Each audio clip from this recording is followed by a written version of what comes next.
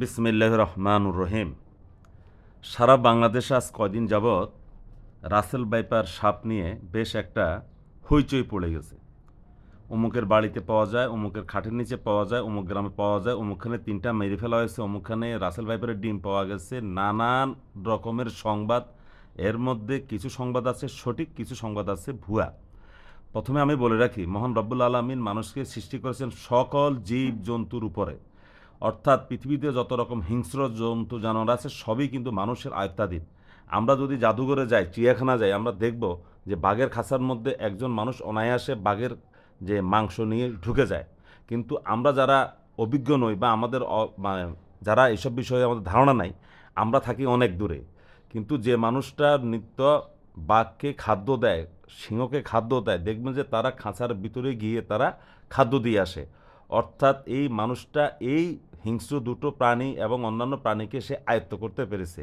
এটা রব্বুল আলামিনের অশেষ কৃপা যে রব্বুল আলামিন মানুষকে এই ক্ষমতাটা দিয়েছেন। যাক, মূল কথায় আসি। আমার এই ভিডিওতে আপনারা দেখবেন মেঘালয় এবং সিকিমের কিছু দৃশ্য।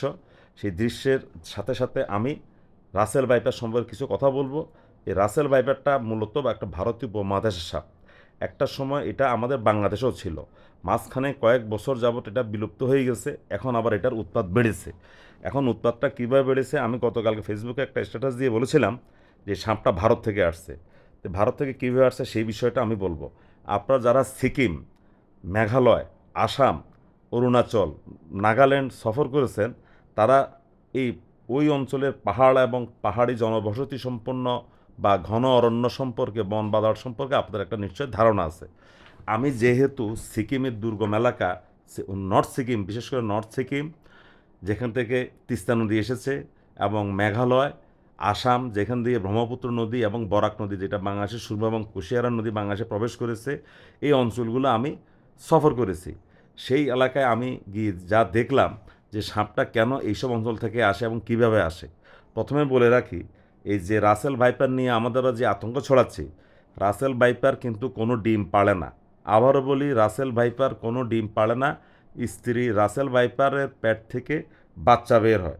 কখনো কখনো 80টা পর্যন্ত বাচ্চা বের হয়, কমপক্ষে 20টা বা 40টা, 50টা, সর্বোচ্চ 80টা পর্যন্ত রাসেল ভাইপারের বাচ্চা প্রজননের ক্ষমতা আছে। আমরা এখন যে সকল ডিমগুলো আমরা দেখাই বিভিন্ন মিডিয়াতে, আসলে এগুলো একটাও রাসেল ভাইপারের ডিম না, এবং এই সাপগুলো রাসেল ভাইপারও না। তা রাসেল ভাইপারটা মূলত এটাকে আমরা চন্দ্রচূড় বা চন্দ্রবোড়া সাপ বলি ভারতীয় উপমহাদেশে।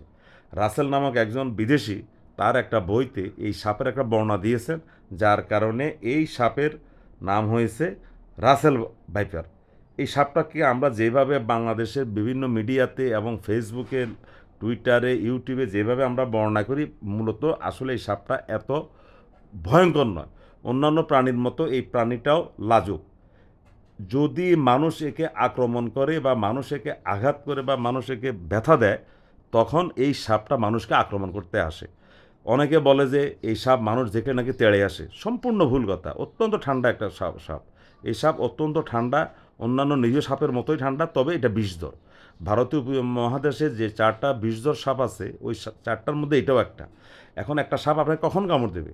আপনি যখন তার বাসস্থান নষ্ট করবেন, আপনি যখন তাকে আঘাত করবেন বা তাকে অন্যভাবে আপনি কষ্ট দেওয়ার চেষ্টা করবেন, তখনই কিন্তু আপনাকে এই সাপগুলো আক্রমণ করার চেষ্টা করে। তা না হলে কোনো সাপই আপনাকে আক্রমণ করবে না। এখন আমরা বলি কি, রাসেল ভাইপার ভয়ঙ্কর, এটা ভুল ধারণা। রাসেল ভাইপার ভয়ঙ্কর বলতে আপনি তাকে যখন আঘাত করবেন তখন সে ভয়ঙ্কর হবে। আর সে, আপনি তার সামনে দিয়ে হেঁটে যাবেন, সে আপনাকে আঘাত করার কোনো প্রশ্নই আসে না। অনেকে বলে যে মানুষ যেখানে নাকি তেড়ে আসে, এটা ভুল ধারণা। এইসব লৌকিকতা, এইসব কল্প কাহিনী ছড়িয়ে মানুষকে আরও আতঙ্কিতগ্রস্ত করা হচ্ছে। এখন একটা কথা বলি, এই সাপটা কিভাবে আসে, কিভাবে বাংলাদেশে এটা প্রবেশ করেছে। আমি সিকিমের উত্তর সিকিম, নর্থ সিকিম যেটাকে বলি, লাচেন, লাচুং, রামাংলা, এইসব জায়গাতে আমরা যখন গিয়েছি, নামছি, এইসব অঞ্চলে আমরা যখন গিয়েছি, সেখানে বিশাল বিশাল পর্বত, বিশাল বিশাল পাহাড় বলা ভুল হবে, পর্বত, পাহাড়ের পর্বত।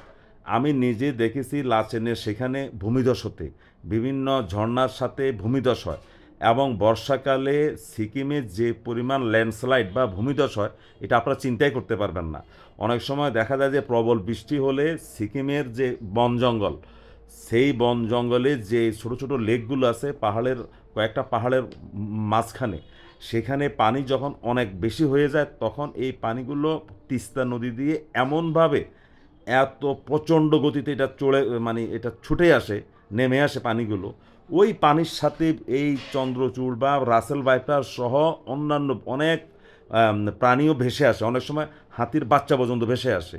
এই পানিগুলো বাংলাদেশের সীমানা পর্যন্ত যখন আসে তখন এটার প্রচণ্ড গতি থাকে, এবং আমি এই গতিটা আমি দেখেছি। এবং ওই গতিতে যে সাপগুলো ভেসে আসে পানির সাথে, এই সাপগুলো যে কিনারে যাবে এই শারীরিক সক্ষমতা তখন সাপের থাকে না। যখন বাংলাদেশে পানিটা প্রবেশ করে, বাংলাদেশে কিছু দূর আসার পর যখন একটা সমতল জায়গা পায় তখন পানির গতি কমে আসে। পানির গতি যখন কমে আসে তখন এই সাপগুলো ধীরে ধীরে, তখন এই সাপগুলো কিনারে যখন চলে আসে, কিনারে এসে এরা বিভিন্ন ঘাসে বা ঝোপঝাড়ে এরা আশ্রয় নেয়। তবে হ্যাঁ, এদের বংশটা একটু দ্রুত বিস্তার হয়, কারণ এরা যেহেতু ডিম ফোটায় না, সরাসরি বাচ্চা দেয়। একসাথে ধরেন 50টা বাচ্চা দিল, তো মে, জুন, জুলাই, আগস্ট পর্যন্ত এরা বাচ্চা দেয়। তখন এই বাচ্চাগুলো ফুটে লোকালয়ে ছড়িয়ে পড়ে। আরেকটা বিষয় বলি, যারা আসামে গিয়েছেন বা যারা মেঘালয় গিয়েছেন, এই যে আমার এই ভিডিওতে আপনারা দেখবেন মেঘালয়ের চেরাপুঞ্জি এবং চেরাপুঞ্জির আশপাশের কয়েকটা দৃশ্য আমি দেখিয়েছি। আর একটা আমার ভিডিওতে ছবি হলো দার্জিলিংয়ে আমি যখন গিয়েছিলাম মিরিক আসার পথের একটা ছবি আমি দেখিয়েছি। আচ্ছা তাই এখন যে ভিডিওটা আপনারা দেখছেন এটা হলো সেই মেঘালয়ের এটা আরাকাবা যে কেভ গুহা আছে, সেই গুহার একটা দৃশ্য দেখাচ্ছি, একটা অনেক উঁচু পাহাড়ের উপরে। এই অঞ্চলগুলোতেও যখন বৃষ্টি হয়, এই কয়েকদিন অনবরত বৃষ্টি হওয়ার পরে এই মেঘালয়ের পানি নামার আর কোনো পথ নেই বাংলাদেশ ছাড়া।